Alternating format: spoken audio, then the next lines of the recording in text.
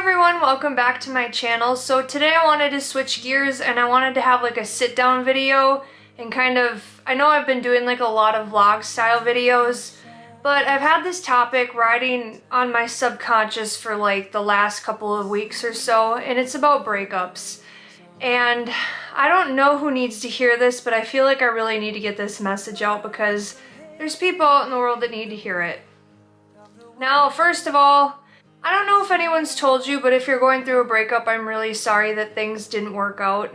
I'm really sorry that you maybe saw your future with this person and you thought that you were going to ride off into the sunset and start a family with them. I'm sorry if somebody betrayed you that you loved very, very, very much. And I think the hardest thing with breaking up with somebody is the loss of someone who's still alive. Like, obviously when you break up, you need to go your separate ways or the breakup's not gonna be a breakup. I know the last breakup I went through was at the end of January, and I remember I gave myself a 30-day rule of no contact, like as a rule of thumb. I'm like, alright, I'm not gonna talk to him at all because I knew had I talked to him, I would have got sucked right back into that same cycle that I was in. And it's not that I didn't love the person, it's just that he wasn't for me. There were some issues in the relationship, and I'm not going to go into details about that, but I feel like every breakup that I've ever had, I felt like I was going to die afterwards. Like, not as dramatic as when I was 16 and had my first boyfriend and I thought, oh my god, my life is over, I can't live without him, and I dated him off and on for like 10 years, and I am so happy it didn't work out, but you don't really see that other side of things when you're going through it. So I just kind of want to share with you what I did to get through my breakup. So I was going to save this video till I was single for an entire year, but I feel like this video is happening right now. It's inevitable.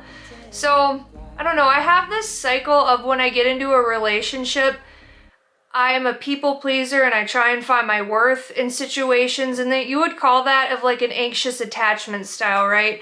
And that's something that I'm working really hard on trying to heal. And what I found was I would attract an avoidant person. Now that would be somebody who like pulls me in and then distances themselves from me. They're very hot and cold, and it really messes with my mind. I don't know what healthy love is like, so I'm giving myself this time in my life to just kind of take a break from it, because I have been through the ringer. I have dated each and every kind. I've dated the fuckboy, I've dated the person who lied to me, I've dated a lot of people who hid stuff on their phones. Like, I have just been through it, and right now I'm done with it. And I guess what I did when I broke up with the last person I was with, I put myself first for once in my life. And I know that this sounds cliche, and I know that people say, oh, you need to go work on yourself, you need to worry about you. The first thing that you should ever do when you break up with somebody is allow yourself to feel the emotions. The people in our lives care about us, but they don't know exactly what we're going through. They can be there and they can try and support us, but they're not us. They're not feeling our emotions. Everybody deals with stuff differently. Everybody has a different tolerance level. And even if you were with somebody who treated you like complete shit, it still hurts because you're ending things. It's the ending of things. It's feeling like you're a failure. It's feeling like you didn't do everything right, and you think, it's all the coulda, shoulda, wouldas, didn'ts, and all of that nonsense. But what I really want to stress to you is just give yourself the time and the space to heal. If you have to silence your notifications for a little bit to like journal about how you're feeling, or give yourself a cry session in the shower. I did all of that. I'm not even joking. I was going on a missions trip the following month, and I didn't want this relationship that I was in to affect me. And it just because it was going downhill, and there was no fixing it. It was broken, and there was no fixing it. There's no fixing something when there's only one party putting in the effort to fix it. So anyway, I'm not going to get into that, like I said, but I ended up going on a missions trip the following month, and that kept me preoccupied. But before that, I booked a trip to see my friend Ashley that lives in Arizona, and I went out and I visited her, and I did some kind of soul searching, and I went on those 2 trips, and that helped speed things up. And then when I got back, I really just engulfed myself in like my friendships. I hung out with my family a lot. I did stuff to get my mind off of things, but when I was home, I was reminded that something didn't work out with somebody that I loved a lot. And I think that that's very heartbreaking. And I think a lot of times people make the mistake of disregarding our feelings, especially if someone's already married and they've been married for 10 years. They might not really exactly remember what it feels like to break up with somebody. So yeah, I just like, I don't know, the best advice that I can give to you is to focus on yourself. Like, what do you like to do for fun? What are your goals? What are the characteristics in your future ideal person? You know, and I know a lot of us have this, we hang on to this hope that there's still hope in the future with this person. And I've seen people, very few people though, they would break up with someone and then a few years down the road they'd reconnect and they're married and they have a family and they're happy. That does happen. But in my situation and a lot of the other people I know, it doesn't work out that way. And I think that it took a lot of accepting that things won't ever work out with this person. And I chose to love myself. I chose to put myself first. And I did the soul searching. I got super invested in my business. And I remembered why I'm here on this earth. And sometimes there's some of us with a higher calling, I feel like. I don't know who I'm talking to. There's some of us with a higher calling. And sometimes it's not our season in our life to be in a relationship. Sometimes a relationship, we could want it all we want, but if it's not in God's timing, we're shit out of luck. We're just going to end up falling on our face because we didn't obey what he wanted us to do. Everyone's relationship with God is different. Not everybody believes in God, but that's just my personal 2 cents. What I was saying is the ones with a higher calling and the ones that are going to do something meaningful and make an impact on this earth, like myself, I'm not meant to be in a relationship right now. That's not the stage in my life that I'm supposed to be in. And it took me a long time to figure that out. Shit, it took me 12 years to figure that out. When I was younger, I thought that I knew what love was. And I searched for it in all the wrong places. I settled on half-assed relationships. When I saw the red flags, I ignored them. I turned those red flags orange and I was like, oh, well, I could deal with that.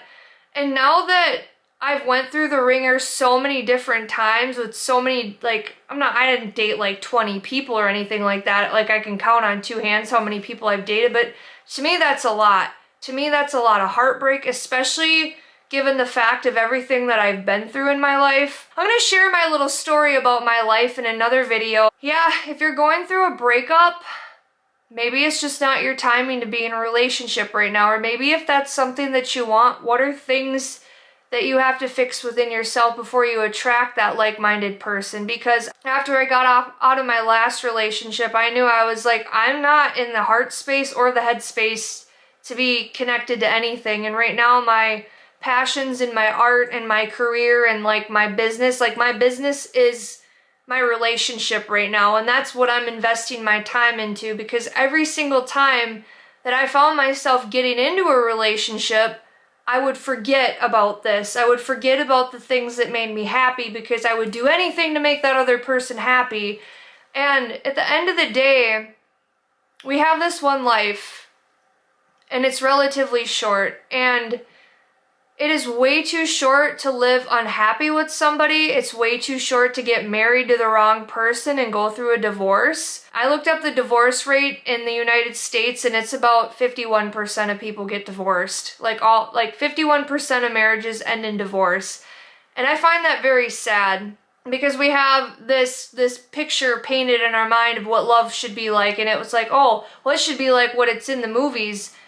I thought it was always that fairy tale like kind of love, but I'm learning as I'm getting older, love is the effort that you put into it. It's 2 people that work together that make the relationship work. You want to find a good teammate. You want to find somebody that you know that you're going to work well with, because when the big shit hits the fan, you got to know how to work out those kinks and those problems, because that's important.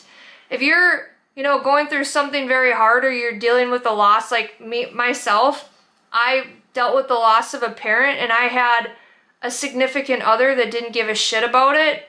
And it was very lonely dealing and coping with that by myself. And throughout all of these years, you know, dating people that were avoidant and shoved off my emotions, and I just felt like I had to be silent about it. And yeah, I want you to know that your feelings matter. I want you to know that all your hopes for the future of being with them, I'm reaffirming that all those feelings are real. We all hold on to that small glimmer of hope that things will be different down the road.